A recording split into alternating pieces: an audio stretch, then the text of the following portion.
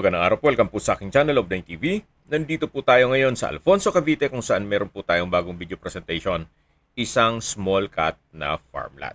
Kung hanap nyo po isang tahimik na lugar at maliit na sukat lang ng lupa, ito na po yung hinahanap nyo.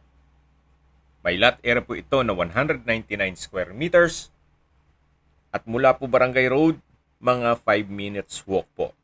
Ito po ay inner lot. Pero meron na rin pong mga kabahayan dito sa loob. Then may right of way po ito na 1.5 meters ang lapad. So daang tao lang po ito.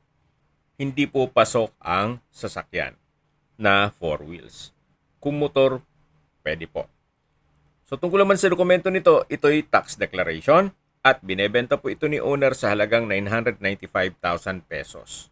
Kung may mga katanungan po kayo, tawag lang po kayo sa aking numero. Maraming salamat.